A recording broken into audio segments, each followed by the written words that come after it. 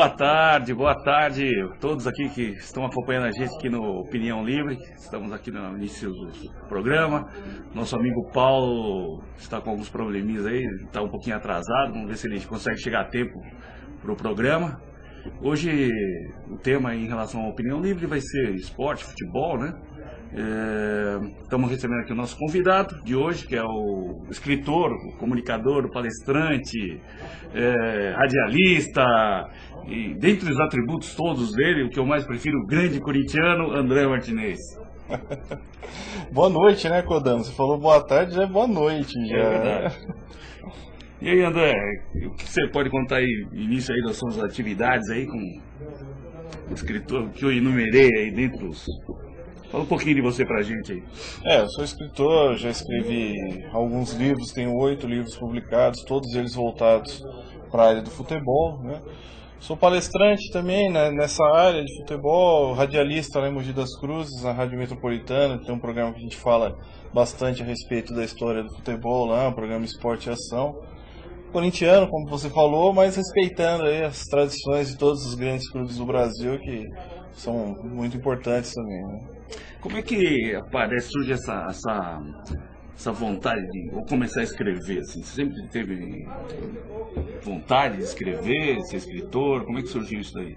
Eu sempre tive vontade, né? Sempre gostaria de escrever alguma coisa e tal. Porque desde muito pequeno, todo mundo ficava falando pra mim assim que ficar guardando informações de futebol, essas coisas não ia me levar a lugar nenhum, entendeu? Então eu sempre tive por hábito, né, de guardar muita coisa na cabeça, tal, guardar muito material de futebol, essas coisas e tal. Eu era aquela criança que sabia de tudo que estava acontecendo no futebol, na história do futebol e tal. E aí todo mundo falava, não, moleque, isso aí não vai te levar a nada, isso aí não vai adiantar nada pra sua vida, não sei o que e tal. Aí eu cresci com isso na cabeça, fiquei de saco cheio, entendeu? Eu juntei tudo isso e fiz um livro, de forma independente e tal, que foi o Top 10 Timão, né, meu primeiro livro e tal. E foi esse aqui, meu primeiro, né? Top 10, um livro feito independente e tal, né? Ainda com pouca experiência, então acabou sendo lançado em 2006. E ele foi a porta de entrada aí para os meus outros trabalhos e tal. E hoje eu posso dizer que eu sou um profissional, né, da literatura. Tá certo. É engraçado que assim, né? Eu também, o pessoal sempre comenta comigo, pô, esse seu fanatismo pelo Corinthians te leva aonde? Bom, eu tô aqui pelo menos por enquanto, pelo Corinthians, né? E grandes amizades que a gente consegue aí por causa do futebol, né? Mas o que você pode contar aí em relação aos seus livros aí? Então, o primeiro surgiu o Top 10 Timão em 2006, né? Como eu disse, foi um trabalho... Foi um livro que eu fiz de forma independente, então eu era contratado numa editora, tal, com recursos próprios. A partir desse trabalho, começou a surgir interesses de outras editoras, eu passei a ser contratado da Ícone, né? Da Ícone Editora, e lancei em 2009 o Corinthians, Minha Vida, Minha História, Meu Amor, que é um livro muito bacana também, que foi um livro que, além de eu ter feito ele como contratado da editora Ícone, também ele é um livro oficial do Corinthians, né? Um livro que a gente conseguiu se tornar um produto oficial do clube. E a partir dele, aí começaram a vir outros, né?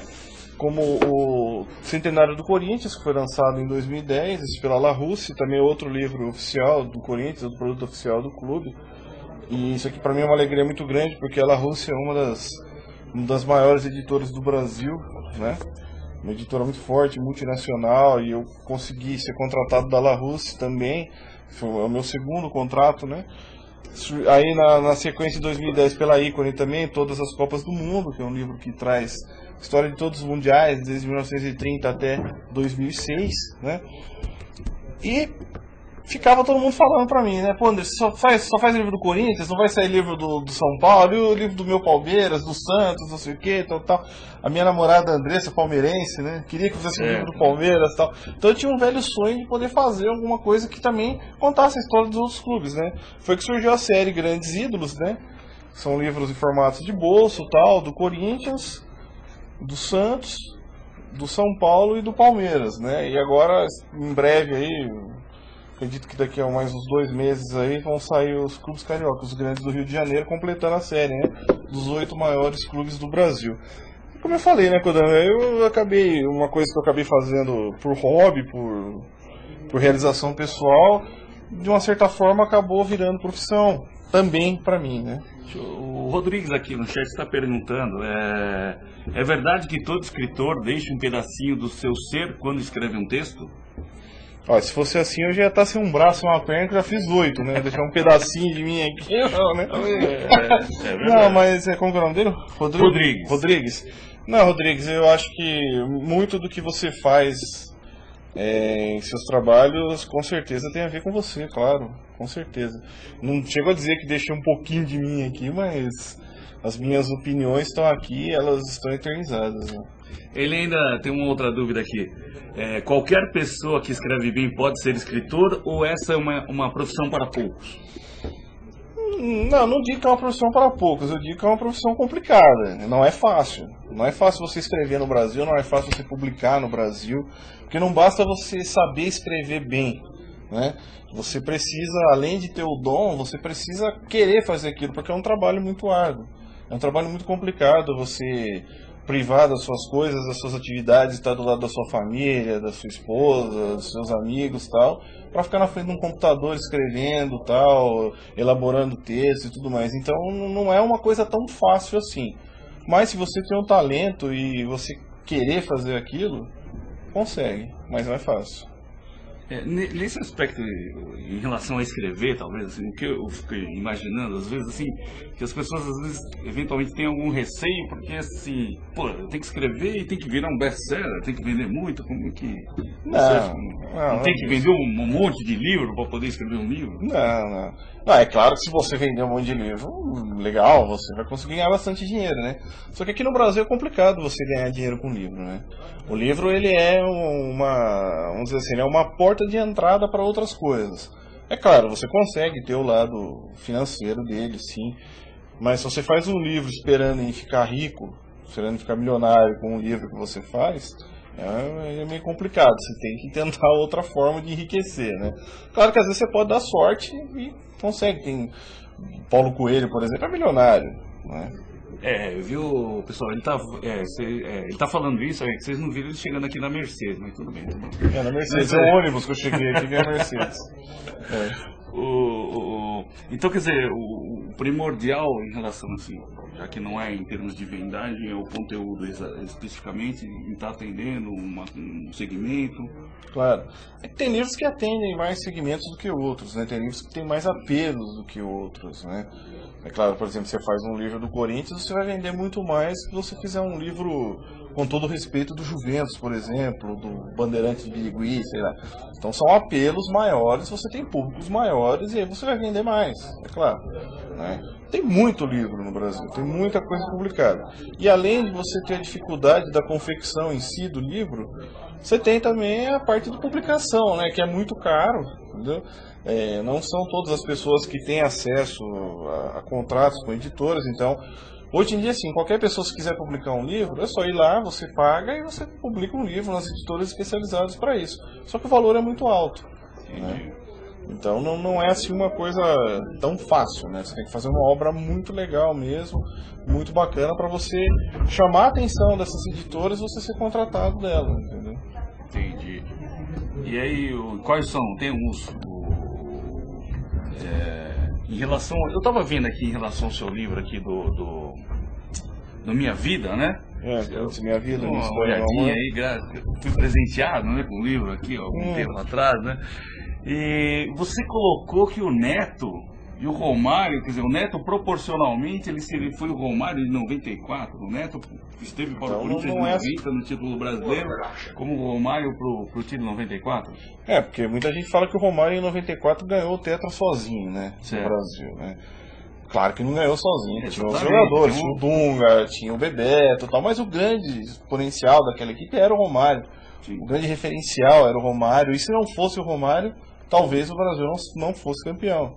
A mesma coisa o Neto, né? O Neto não ganhou o Brasileiro de 90 sozinho, mas o grande nome daquela conquista foi ele, né? Naquele time tinha o Márcio, tinha o Marcelo, o Tupanzinho, tinha o Mauro, o Ronaldo, enfim, né? Grandes jogadores, Paulo Sérgio, meu amigo Paulo Sérgio. na reserva naquela época, Mas ainda foi surgindo tetracampeão. ainda, né, pro futebol, então mais tarde seria tetracampeão. Mas o grande nome ali era o Neto, e não sei se, talvez se o Neto não jogasse naquele time, não sei se o Corinthians fosse campeão. Então acho que é uma alusão mais ou menos parecida, entendeu? A gente usa esse termo, né, ganhou sozinho, na realidade ninguém ganha nada sozinho, mas como o grande referencial, ali a grande diferença, né, que foi o Romário em 94 e o Neto em 90. Valeu, hein, Netão. Um abraço pra você aí. Desculpa a brincadeira lá no programa do Milton lá. A gente procura ocultar esse tipo de coisa. E aqui ainda eu tava vendo lá um outro que você falou em relação ao Ronaldo Giovanelli, no livro também, o goleiro que tem, todos eles são meus ídolos, meus amigos, que a irreverência dele, ou mesmo a rebeldia do Ronaldo, prejudicou em relação à seleção, é isso que... Sim, prejudicou, claro. O Ronaldo ele tinha bola para disputar aí, pelo menos 2 Copas aí, vamos dizer. Eu acho que em 90, por exemplo, o Ronaldo era mais goleiro que o Zé Carlos e mais goleiro que o Acácio, que eram os 2 goleiros do Brasil ao lado do Tafarel na Copa, né? Em 94 também o Ronaldo era mais goleiro que o Zete, mais goleiro que o Gilmar Rinaldi, que foram para a Copa. Em 98 o Ronaldo já estava numa fase meio que descendente, mas pelo menos em 90 e principalmente em 94, eu acho que ele tinha totais condições de ter disputado uma Copa assim.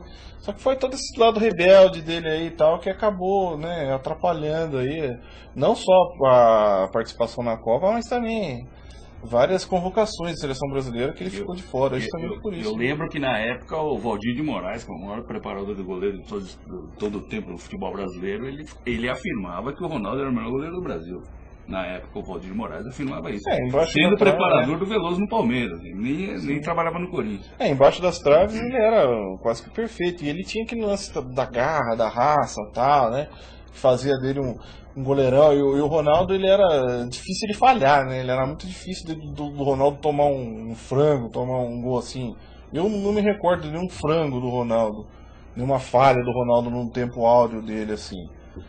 Então eu acho que ele era um goleiro que, assim, talvez se o Ronaldo tivesse a personalidade do Zete, ele seria hoje campeão do mundo, eu acho. E o que você acha dele no rock? Eu não costumo acompanhar muito não, mas parece que é mais um hobby dele, né? Ele gosta, tá então... tocando aí.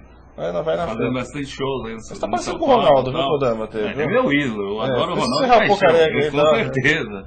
Ambos os Ronaldos, né? Falando nisso, o Oscar aqui, ele tá com...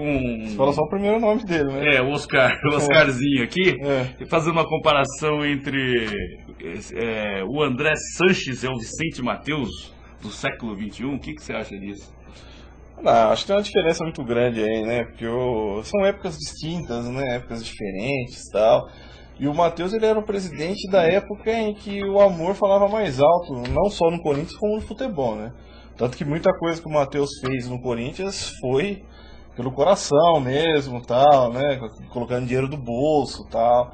São coisas que não existem mais hoje em dia no futebol, né? Hoje o profissionalismo impera em todos os segmentos do profissionalismo e tal.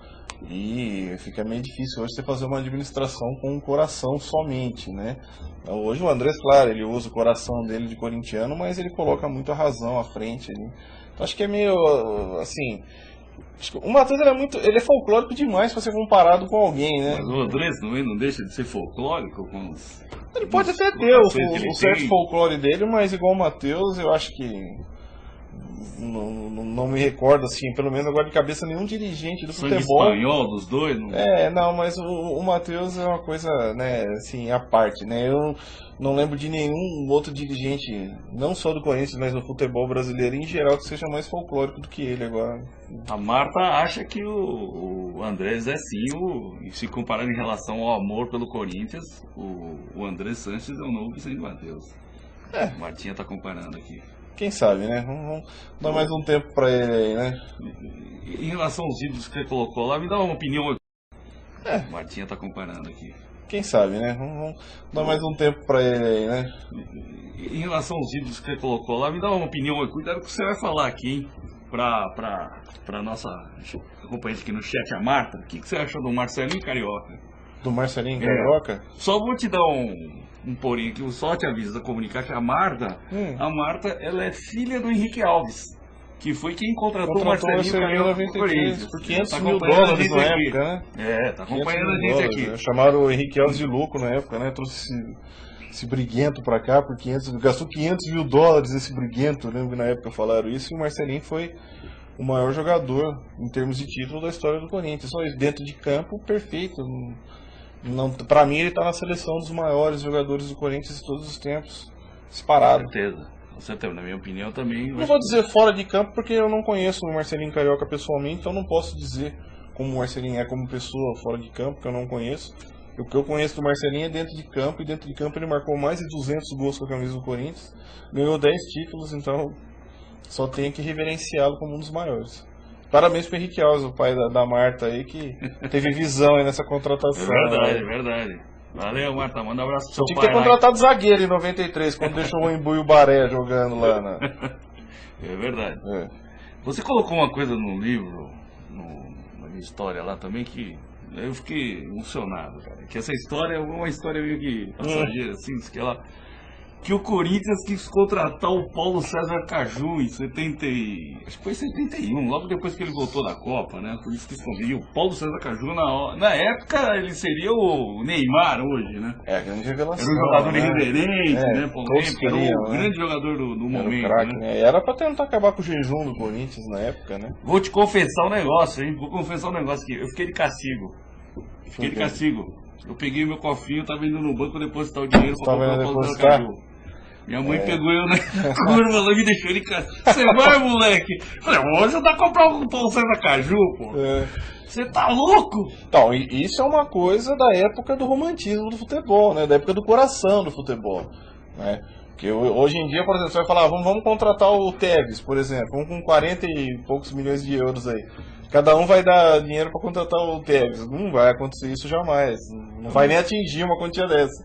Mas na época era possível. Com 30 milhões de fiéis fanáticos corintianos, dá um dólar e meio. Não é bem assim, né? Não é bem assim, né? É difícil pensar uma situação dessa hoje em dia. Nem R$5, pô. Mas a verdade é que o Paulo César Caju não veio no Corinthians, né? Só chegou a jogar no Corinthians 10 anos depois, em 81, eu acho. Ele jogou muito pouco e foi pro California Surf dos Estados Unidos. Não parodiando o outro nosso amigo aqui da casa, né? O Chico Lang. Volta, Carlitos! Volta, Carlitos! Aliás, ficamos todos na expectativa aí, né? Bom, seria um ótimo retorno pro Corinthians aí. A Marta falou pra você nem falar do Barembo, que credo. O Oscar quer saber ainda em relação às críticas ao estádio do Corinthians, a construção do estádio. Eu sabia que ia surgir essa pergunta aí, porque com certeza estão falando com relação ao dinheiro público, né, que está sendo colocado aí na construção do estádio, né. Bom, eu tenho a seguinte opinião, eu acho que o dinheiro público que está entrando aí, ele não é para o Corinthians. Esse dinheiro público que está entrando na construção do estádio é para que a cidade de São Paulo tenha a abertura do Mundial aqui, né. Isso não vai ser utilizado pelo Corinthians, vai ser utilizado pela cidade de São Paulo, que vai trazer muitos recursos para a cidade, vai trazer uma série de coisas boas aí para a capital, né? E a possibilidade disso acontecer é nesse estádio que está sendo construído. Então, não sei qual o evento de grande vulto no Brasil e no mundo que não existe dinheiro público envolvido. Porque tem interesse também do lado social da coisa, pro lado da cidade e tudo mais, né? Tivemos o Pan-Americano no Rio de Janeiro recentemente, teve dinheiro público para construir o Engenhão. Ficou pro Botafogo, a mesma situação. Se não existisse o Engenhão lá, provavelmente, como é que o Rio de Janeiro ia fazer para ter as partidas que foram realizadas lá no Engenhão e no Complexo Olímpico dele e tudo mais, né? Na Copa de 50, aqui no Brasil, por exemplo, Maracanã foi construído 100% com dinheiro público, né? E entre outras coisas mais, tivemos estádios particulares que foram construídos com dinheiro público, né, independente de realização de mundial ou não no Brasil. Perfeito. Então acho que, lógico, o legado está aí, o estádio vai ficar para o Corinthians, só que esse dinheiro público que está sendo injetado, ele está sendo injetado em prol da abertura da Copa aqui em São Paulo, que para a cidade vai ser muito importante. Essa é a minha opinião. E você acha que em contrapartida, todos esses benefícios que o governo está prometendo, em obras públicas, você acha que realmente vai sair? Acho que tem que sair, né? Tem que sair até porque precisa atender as exigências da FIFA, né? E isso tudo está no pacote de exigências dela, né? Então acaba saindo.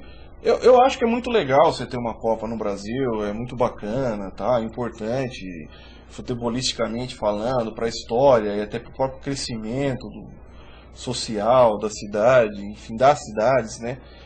Mas na realidade, eu sou contra, porque eu acho que o Brasil ele tem tantos outros problemas, o Brasil passa por tantas dificuldades, que fazer Copa eu acho que é meio que uma utopia aqui. Você gastar uma grana tão forte dessa aqui, sendo que você podia utilizar essa grana para resolver os problemas que você já tem no país, né? Então acho que é meio complicado. É claro que o lado de torcedor da gente está sempre, né, ali querendo que isso aconteça, tal, pô, feliz pra caramba. Você não quer assistir a abertura da Copa ali no Itaquerão, que estão dizendo aí e tal, eu também quero. Mas se você for analisar como cidadão mesmo, eu acho que é uma coisa, não deveria ser uma prioridade aqui, agora, né? Mas não é aquela situação em que se você deixa as coisas meio que acomodadas, não acontece nada? E em contrapartidas tem a mesma coisa, alguém te cutucou, vamos aí, vamos fazer. E a Copa do Mundo acaba funcionando dessa forma, né? Em virtude da Copa, das exigências da FIFA e outros, um tanto quanto de exigências, vai ser feito um monte de melhorias no geral da população. Não, acho que as melhorias vão ocorrer sim, vão acontecer, e isso é o lado bom no Mundial para a sociedade, entendeu? Só que como eu disse, eu acho que tem uma série de outras coisas que o governo vai acabar colocando dinheiro nisso, que poderia estar resolvendo outros assuntos que para mim são prioritários, né? Educação, saúde, moradia, enfim, uma série de outras coisas aí que eu acho que são prioridades no Brasil, né? Mas, como o povo gosta, dizem, né, que o povo gosta de pão e circo, né? Isso é até uma coisa que vem desde a época do Império Romano, né? Com certeza. Então, vamos dar o circo ao povo, que é a Copa do Mundo que vai ser. E que circo, né? Você acha que essa Copa do Mundo eventualmente poderia estar encobrindo alguma situação política, alguma coisa no país? Não. Só simplesmente por futebol, ou não tem nada? Porque assim, por exemplo, só numa época, a Copa do Mundo em 70, sabe que era o auge da ditadura militar. Exatamente. No Brasil, né? Camuflou um monte de situação dentro do país que muita parte da população deixou de lado em virtude da festa da Copa. Então, você acha que existe alguma coisa nesse sentido, nesse momento, ou você acha que não? É só pelo... Não, por enquanto não está acontecendo nada, né? Mas se você for puxar... Não, sim, claro. Se você for puxar na história aí, não só em 70, que era o auge da ditadura militar no Brasil, em 78 era o início, né, o auge também da ditadura na Argentina, que a Argentina acabou sendo campeã, em época que a ditadura estava tomando aqui de vez a América do Sul, né? Em 90 era a queda do Muro de Berlim na Alemanha, a Alemanha foi campeã. Em 94 o Brasil campeão e o plano cruzado catando aqui, o plano real catando aqui no Brasil na época, né? Então sempre tem alguma coisa ali que, né? E isso faz surgir essas conspirações aí e tal. A gente não sabe se existe ou não, mas que dá umas historinhas aí. Né? Bom, eu acredito que politicamente a gente esteja num momento bem tranquilo, né? Bem liberal. Pelo menos por enquanto. A Marta está perguntando aqui em relação à tiragem do seu livro.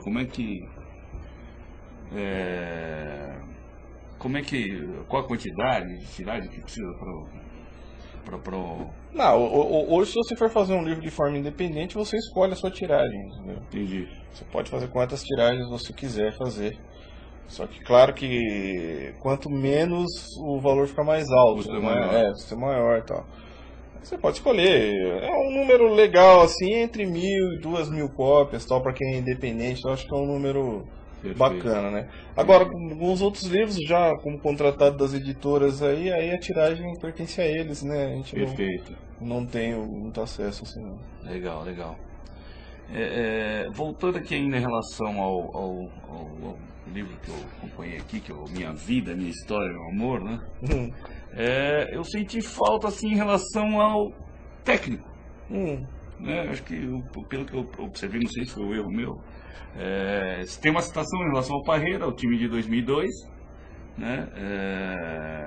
Mas em relação a algum outro técnico, não foi uma coisa que você deixou, um técnico não é uma pessoa que em relação a você te tenha tanta paixão para você Não, tem grandes técnicos, sim, mas, por exemplo, no centenário do Corinthians aqui, tem um capítulo especial aqui falando do Oswaldo Brandão. Mestre Brandão. Mestre Brandão e tal. Até nesse próprio livro aqui também, tem uma charge do Brandão aqui, onde a gente fala de 77, que o Corinthians foi campeão, tá em cima da ponte e tudo mais. Uma charge aqui do meu amigo Ricardo Bolicão Dantas. Pô, mas você não claro que eu não vou achar ele aqui. Você não falou do nosso técnico da seleção, Mano Menezes? Não, quando esses vídeos foram feitos aqui, o Mano ainda estava iniciando o trabalho dele no Corinthians ainda, né? Entendi. E também não foi um técnico assim que ficou para a história do Corinthians, né? Ainda precisava muito, né? Muito dele ainda, né? Um campeonato paulista invicto é pouco. Não, é um campeonato, lógico, tem sua importância, né? Vou mostrar aqui só uma caricatura aqui do Ricardo Bolicão Dantas, que é um artista de primeira linha aí, que faz os trabalhos comigo, legal no Carlitos aqui. Só que o Tevez, né, é muito difícil de... você comentou aí que ele fugiu, e aí, né? O que você acha aí da possível volta dele aí no final do ano? Eu acho que é uma boa o Tevez voltar assim. Bem que eles são meio fugidos do Corinthians aqui, mas... No futebol a gente sabe que é assim, né? Foi um momento político do clube com a MRT. Foi bem um desagrado dele em relação ao clube ou com a torcida, apesar de ter aquele pequeno entreveiro lá de chutarem o carro dele, que foi uma minoria, né? Uma determinada torcida organizada, que a gente sabe qual é. Mas em relação a ele, entre ele e a torcida mesmo, creio que hoje acho que 90% deve querer a volta dele tranquilamente. 90 não, acho que 99% querem o Tevez. Quem não quer o Tevez? O Tevez hoje é um dos maiores jogadores do mundo. Entendeu? O Tevez caberia em qualquer time do Brasil, fora do Brasil, em qualquer seleção. Se o Tevez fosse brasileiro, ele é titular da seleção brasileira com toda certeza. Porque tem uma coisa, você vê que ele não sabe bater pênalti o Tevez, mas aí ele tá no time certo, então, né? Não sabe bater pênalti, joga no Brasil, né? E o Tevez não é muito bom batedor de pênalti, não. Né? Ele errou um aqui no Coringão contra a Ponte Preta. E ele bateu igualzinho agora aí, Argentina e Uruguai, né? Eu até me lembrei dessa cobrança dele aí, né? Mas é um jogadoraço, um craque. Mas ele me ensinou bastante coisa. Eu comecei a curtir cúmbia. Você gosta de cúmbia, não? Não gosto muito da cúmbia, não. Finalmente eu achei aqui a caricatura do Oswaldo Brandão aqui. Isso aqui tá meio longe, né? Mas aqui a caricatura aqui do Oswaldo Brandão e também do time aqui de 77 também, tudo de caricatura aqui. Não gosto muito da cúmbia não, mas ele é o principal embaixador da cúmbia no Brasil, né? Eu vi lá que você escreveu sobre o Piola Vaga. Eu mandei buscar o CD na Argentina do Piola Vaga. Você fez isso mesmo? Pelo amor de Deus. Piola Vaga. Tá certo. Em relação a quinta pergunta aqui, o Oscar quer saber em relação ao presidente do Corinthians, ao próximo presidente. Sabe alguma coisa em relação a o que pode estar acontecendo? A gente não sabe nem quem são os candidatos na realidade, né? Sabe assim na teoria, mas... ainda não tem, posso falar um pouco mais, viu, Oscar, que assim, dentro do clube ainda não tem muitas coisas definidas, né, falam-se em nomes, né, então fala-se em Paulo Garcia, fala-se em André Luiz, fala-se em Mário Gobi, Osmar Stabile, né, Dr. Miguel, mas aí definidos ainda é mais pro final do ano mesmo, né? Por enquanto não tem nada a definir em possíveis candidatos e quem será o sucessor de Andrés. Fala-se até num movimento político para o Andrés continuar no poder, coisa que eu não acredito. O Andrés mesmo já repetiu várias vezes na imprensa que ele não quer continuar no Corinthians, não que ele não queira continuar, não quer continuar como presidente. E acha que tem que passar o bastão para alguém e ele continuar como torcedor ou em outros segmentos dentro do clube. Que eu acho que é interessante, que a vida política tem que se reciclar dentro do clube. Então, quer dizer, em relação à presidência, ainda por enquanto nada definido ainda ou encaminhado, né? Trouxe aqui para o pessoal dar uma acompanhada, até o André estava mencionando. O Corinthians acho que é o único clube brasileiro que publica um relatório de sustentabilidade. Isso já fazem 3 anos que o Corinthians faz esse tipo de trabalho. O que você acha disso em relação à parte administrativa do clube? Você acha que O Andrés conseguiu dar um up na administração do clube em relação a isso daí? Eu acho importante porque o slogan do Andrés era renovação e transparência, né? Acho que a transparência ele tem que estar bem em evidência mesmo, né? E deixando as contas do clube aí à mostra para quem quiser ver, para quem quiser saber como é que tá as contas do Corinthians, ele teria que mostrar mesmo. Então acho que ele fazendo isso aí, ele está cumprindo pelo menos com aquilo que ele está sendo, vamos dizer assim, direto, né, naquilo que ele se propôs a fazer, que era transparência no clube, né? Ele tá combinando com aquilo que ele disse na época da eleição. Isso é uma coisa absurda, né? Que a administração anterior arrendou o Corinthians por 20 milhões de dólares, né? Hoje a marca do Corinthians vale 740 milhões. É verdade, a marca do Corinthians aí, estava acompanhando um livro aí, coisa de 4, 5 anos, né? De 2006 para cá, quase que triplicou o valor da marca. Né? Não, isso é um trabalho sensacional, acho que o Rosenberg faz um grande trabalho lá dentro no marketing do Corinthians, né? Agora essa semana ele está citando que vai contratar um chinês pro time do Corinthians lá, porque ele quer buscar o mercado asiático, né? Poucas pessoas pensam nesse sentido, né? Acho também uma boa sacada dele aí, porque em breve a China vai tomar conta do mundo, né? Em todos os termos aí, eu acredito que em tudo a China vai ser a grande potência mundial.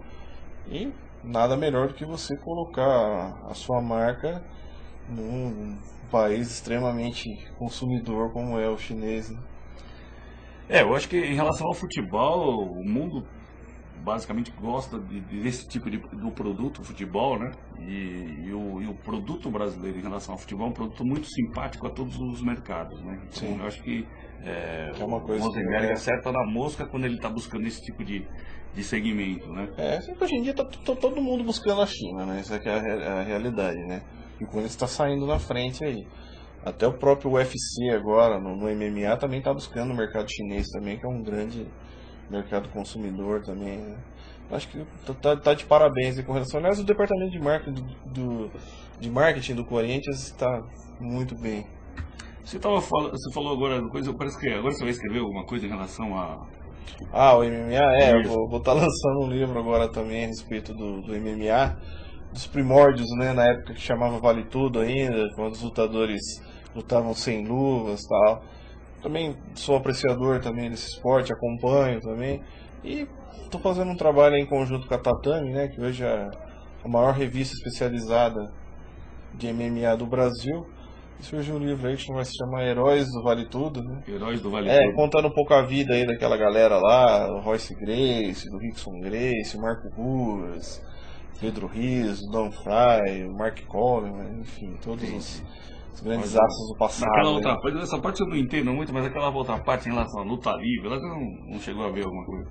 Não, gosto pra caramba, parece um amigo aqui do pessoal da BWF aqui, do Bob Júnior, o Nino Mercury e tal, até o Nino Mercury teve recentemente lá em Mogi, no meu programa lá também, eu participei do evento deles, no Anime Friends, que teve aí agora no final do mês passado.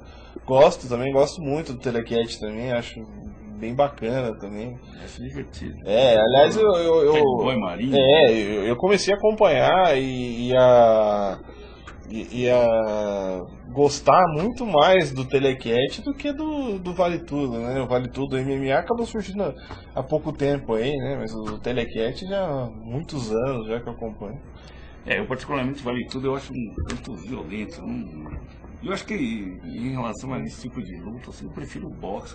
Pra mim parece que tem mais técnico, acho que envolve mais uma coisa mais clássica. O Vale Tudo não existe mais, né? Sim. Tanto que hoje não é Vale Tudo, é MMA, que é artes marciais mistas, né? Mixed Martial Arts.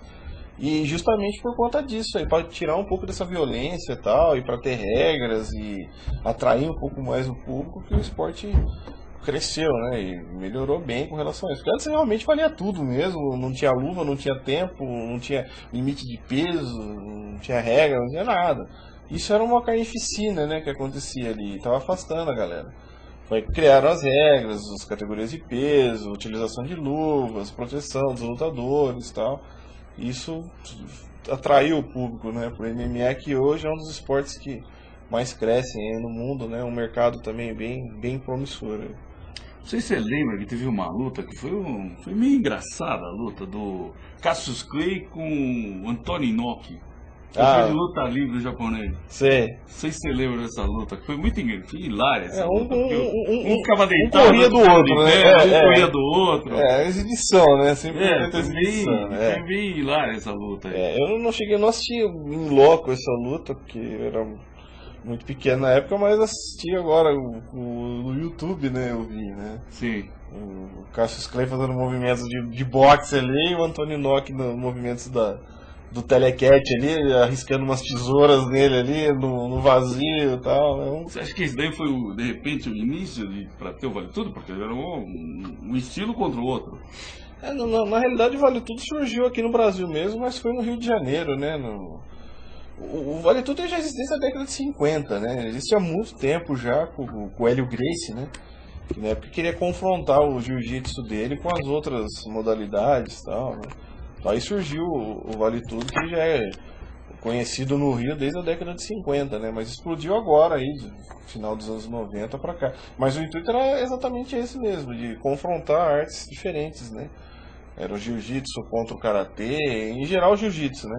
E aí surgiu aquela grande rivalidade lá no Rio, que o jiu-jitsu com o pessoal da luta livre, da luta greco-romana, né? Entendi. Tinha os desafios nas academias e tal, o pessoal acabou profissionalizando. Isso aí hoje é uma potência no mundo. Você acha que em relação a esse segmento de luta, assim, acho que o Brasil, como é que você acha que está encaminhando o Brasil nesse segmento aí? O boxe parece que está meio falta de incentivo, alguma coisa nesse sentido. O próprio MMA hoje, ele tá meio que engolindo o boxe, né? Vamos dizer assim. Porque o boxe ele se banalizou muito nos tempos pra cá. Antigamente você tinha a Associação Mundial de Boxe, o Conselho Mundial de Boxe e a Federação Mundial de Boxe, que eram as 3 federações de boxe. Então você sabia quais eram os campeões mundiais de boxe, né? Hoje em dia, por exemplo, se você me perguntar qual é o campeão mundial dos pesos pesados do boxe, eu não sei te dizer. São tantas associações, federações e tal, e tantos países diferentes, enfim, eu não sei qual é o grande campeão do boxe hoje. Ao contrário, na década de 80, sabíamos que tinha George Foreman, tinha Evander Holyfield, Mike Tyson, né, arrebentando, a gente torcendo pelo Maguila aqui no Brasil e tal. Né, tinha aquele apelo, tinha aquela coisa toda, tal. Hoje em dia já não existe mais porque eu não sei qual o motivo, lógico que tudo é negócio, né, mas surgiram tantas associações aí que acabou desfocando um pouco, né, daquilo. Né. E aí surgiu o MMA agora, né, com o UFC. O MMA também tem várias associações, mas o UFC ele é muito forte, né, é uma associação que impera no mundo todo aí, então acaba sendo o centro do MMA, do Vale Tudo, e as atenções estão voltadas para ele. Né? Entendi. E você já está voltando já um pouquinho para o nosso assunto que a gente estava falando aqui anteriormente, em relação aos seus livros aí. O que você está preparando alguma coisa? Já viu em relação à Copa do Mundo? Você vai ter aí esse é um livro de todas as Copas, né? Vai ter já pensou num livro especial para a Copa, essa Copa no Brasil aqui? Talvez um atualizado, né? Porque esse livro ele tem até as Copas de 2000 tem até a Copa de 2006, né? A Copa até de 2006. 2010 ele já não tem, porque ele foi lançado um pouco antes da Copa de 2010, e 2014 também não. Então, não sei, talvez uma atualização aí de 2010, né? Mas eu acho que merece um livro especial, porque você vai estar vivendo isso no... 50 você não estava aqui, né? 50 não estava aqui. Então é um livro que vai ter uma versão completamente diferente. Pode ser que tenha alguma não coisa. Mas um aspecto descritivo, né? Mas narrativo em relação a você estar vivendo a situação dentro do... Em loco, né? Ali, né? Pode ser que tenha alguma coisa assim. Vamos pensar alguma coisa para 2013, assim, pra gente começar aí, porque a agenda de trabalho está grande aí, que nem o André estava comentando hoje lá no sorteio da eliminatória lá, que o pessoal tá falando de Copa. Falou, Copa já faz tempo que a gente tá vivendo em clima de Copa. Alguns só começaram a falar que a Copa é a partir de hoje. Não, a Copa Para nós, pelo menos corintianos, já começou faz tempo. Faz tempo, é verdade. Né? Então, quer dizer, eu acho que ficaria muito legal você fazer um livro específico, né? Com não só um aspecto, mas aspecto narrativo mesmo, da sua vivência dentro do... E com certeza teremos aqui muitos livros aí de Copas do Mundo, né? E você acha que o Mano tá no caminho certo? Você acha que ele tá pecando em alguma coisa? A renovação está sendo muito grande? Neymar não é jogador para a seleção? Não, o Neymar é jogador para a seleção, mas ainda não tem aquela vivência necessária para ser, vamos dizer, protagonista de uma seleção brasileira, né? Talvez eu acho que o único cara que na idade dele foi protagonista foi o Pelé e conseguiu resolver, né? O Neymar, ele é craque, todo mundo sabe disso, é um cara que vai dar muitos frutos ainda pro Brasil. Só que ele ainda tem, né, uma idade muito baixa, né? Não pode ser protagonista. Eu acredito que o Neymar ele não tem que ser nem protagonista do Santos, que dirá numa seleção brasileira, né? E a prova disso estava aí nessa última participação da seleção brasileira. Até mesmo nesse último jogo, Santos e Flamengo, aí, que o Neymar arrebentou, jogou muita bola.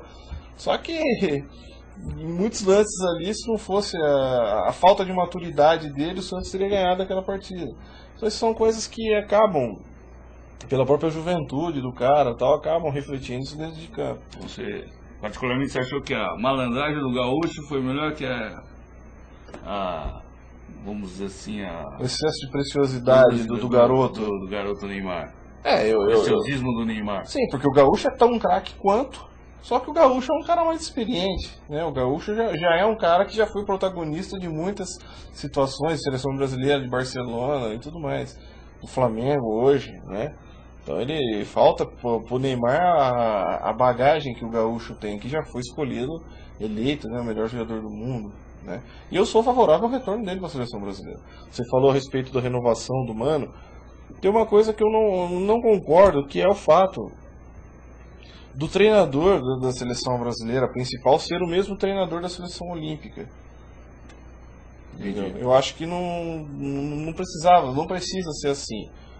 Porque o Mano está fazendo um trabalho aí de renovação à frente da seleção brasileira, visando os Jogos Olímpicos, só que essa renovação dele acabou jogando fora uma Copa América, que, querendo ou não, é um título importante para o Brasil. É uma coisa que dá moral aqui para o Brasil. Entendeu? E nós estamos, Kodama, aí apenas 3 anos de uma Copa do Mundo. 2 anos e meio, vamos dizer isso. Menos até, porque a Copa do Mundo é em junho. Mas em termos da convocação, assim, não houve muitas críticas em relação ao grupo que ele levou para a Copa América. Então, você acha que faltou alguma coisa? O que eu estou dizendo é assim, é o trabalho num todo, né, que ele está fazendo, né? Porque o Mano, sinceramente, em algumas convocações ele convoca jogadores que eu nunca ouvi falar, que eu não conheço. Convoca alguns caras, ele apresenta alguns caras para a torcida brasileira, entendeu? Sim, mas, tipo, por exemplo, aquele zagueiro do Davi Luiz é um baita no zagueiro, joga muito. Esse aí deu certo, mas outros nomes, tal do Jadson aí, por exemplo, que ele trouxe, eu não lembrava desse cara. Não, ele jogou bem no Atlético Paranaense. Mas a seleção brasileira ainda falta um pouco mais, né? Agora, esses jogadores num trabalho de renovação, sendo preparados para uma seleção olímpica, com outro treinador, aí sim eu acho que seria válido. Porque é uma preparação diferente, é um trabalho diferente, é um peso diferente. Entendeu? Entendi. Mas você não tem que estar já fazendo um trabalho voltado para a principal, para o amadurecimento do jogador nesse sentido? Mas qual que é o intuito da seleção hoje? Não é preparar o time para as Olimpíadas? Estão preparando essa galera para as Olimpíadas. E em 88, por exemplo, o Brasil foi medalha de prata, com uma geração maravilhosa, e o técnico do Brasil era o Carlos Alberto Silva, que não era o técnico da seleção principal na época. Eu sou contra esse tipo de trabalho, assim, sabe, mesclando os dois trabalhos, a seleção principal com a seleção olímpica. Eu acho que deveriam ser trabalhos diferentes. No meu modo de entender, você colocar um Neymar, por exemplo, em campo, com a camisa da seleção brasileira, numa seleção olímpica, com atletas até 23 anos, Eu acho que ele brilharia mais do que colocando ele hoje em dia assim como protagonista principal da seleção principal do Brasil. Acho que o peso seria menor para esses jogadores. Mas por exemplo, existe um certo clamor da mídia em relação ao Neymar. Que ele tem que ser convocado, tem que ser titular. Não tem. Como é que. Não, o Neymar é um caso à parte, né? Eu acho que ele tem que estar jogando na seleção principal também. Entendeu? Mas assim, não, eu acho que futebol você não ganha com um time 100% de garotos ou 100% de veteranos. Você tem que ter uma mescla ali. E o Mano montou um time basicamente feito pela garotada, né? E acabou. Se bem que a geração hoje também não tem tantos jogadores maduros assim quando você existia a camisa da seleção principal, né? Outro detalhe, eu não sei se é uma impressão minha em relação aos grandes jogadores, aos grandes craques, que o tempo em que ele está no auge é muito pequeno, é curto, né? Se isso não atrapalha em relação à vida útil dele na seleção brasileira. Não sei se eu consegui explicar essa situação. Por exemplo, o Ronaldinho ele teve 2, 3 anos de futebol fora de série. Hoje ele não é mais aquele Ronaldinho do Barcelona, que encantava todo mundo. E possivelmente não vai mais ser mais, né? O Adriano, na época do Imperador, no Internacional, arrebentou, né? Ele vai voltar a ser o Adriano Imperador novamente? Não vai. Então, nesse tipo de situação que eu falo, por exemplo, o Parreira levou um time que já tinha passado no momento ideal de cada um, praticamente, né? E foi criticado por isso, né? Então, quer dizer, o auge do Neymar, por exemplo, ou do Ganso, vai ser a próxima Copa? Eu acredito que sim. Né? Então, quer dizer, então ele tem que estar sendo testado hoje, ou preparado para a Copa hoje. Sim, eu acho que sim, mas ao lado desses jogadores, alguns nomes experientes. Eu acho que caberiam ali nesse time, sim. Eu acho que teria que ter uma mescla maior aí, entendeu? No ataque da seleção brasileira, por exemplo, eu particularmente acho que o Nilmar é muito mais jogador que o Alexandre Pato, por exemplo, ali. Era um cara que seria mais útil ali na seleção brasileira, ali na frente. Eu penso, né? Não é um investimento, um trabalho que está sendo feito para o Pato ser o titular? Quando o Nilmar na Copa ele vai chegar nesse mesmo estado físico, que hoje já não é um dos melhores, eu creio, porque ele está meio sumido em termos de mídia. Não dá para saber, né? Porque a seleção é muito momento também. Não, é verdade. Seleção é muito momento, né? Aí vamos dizer assim, o momento da molecada. Eu concordo, o momento são desses garotos. Só que tem um peso muito grande você vestir a camisa da seleção brasileira, né? Não é todo mundo que veste a camisa da seleção brasileira se sente à vontade, né? O Ganso, por exemplo, é um cara que eu acho que ele não está ainda à vontade com a camisa da seleção brasileira. E é um baita de um craque. Tem que ser jogador de seleção, tem que ser titular. Mas ele não está à vontade ainda com a camisa da seleção brasileira. Você acha que assim, ele não está à vontade ou ele está voltando em contusão, ainda não está no melhor momento físico, ainda está preocupado se ele vai sair para a Europa, não vai sair para a Europa, se ele vai mudar de clube, não vai mudar de clube, que o Neymar ganha mais do que ele ganha menos? Não, eu acho que ele não está à vontade mesmo, porque das outras atuações dele com a camisa da seleção brasileira também foram atuações discretas também, né? Mas é um cara que hoje no Brasil não existe um jogador com as características dele. Tá legal. Isso aí. O que você gostaria de colocar aí para os nossos espectadores aí, né? Estamos no encerramento aí do programa. Né? Não, eu queria mandar um abraço para todos aí, né? Pedir quem quiser conhecer um pouco mais a respeito da minha vida, da minha carreira, aí, dos meus trabalhos e tal.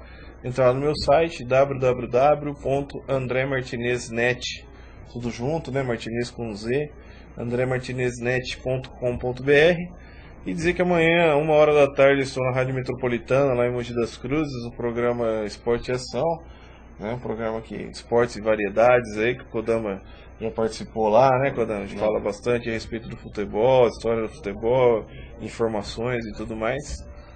E tem o que se levou lá também? Não, ainda não tem essa categoria toda ainda não, entendeu? Quem sabe um dia, né? E agradecer pela oportunidade. Dá para acompanhar também pela internet, né? A rádio. Dá, é www.redemetropolitana.com.br, aí clica lá em Mogi das Cruzes. E eu queria mandar um beijo também pra Andressa, minha namorada, que tá assistindo agora. Palmeirense e tal. Os corintianos sempre escorregam em alguma coisa, não tem jeito. Né? Palmeirense. Eu respeito o Palmeiras, respeito muito o Palmeiras, Santos, São Paulo. Enfim, todos os grandes clubes do Brasil, acho que todos têm as suas histórias, as suas tradições e merecem ser respeitadas. Né? Mandar um abraço aqui pro pessoal que acompanha a gente aqui no chat, o Oscar, a Marta, a Fabi, o Michel, tá? Agradecer aqui pela atenção aqui pra gente e esperamos que na próxima semana o nosso amigo Cremonese já esteja aqui de volta aqui para tocar o programa todos os sábados às 18 horas. Valeu, pessoal, obrigado, um grande abraço para todos.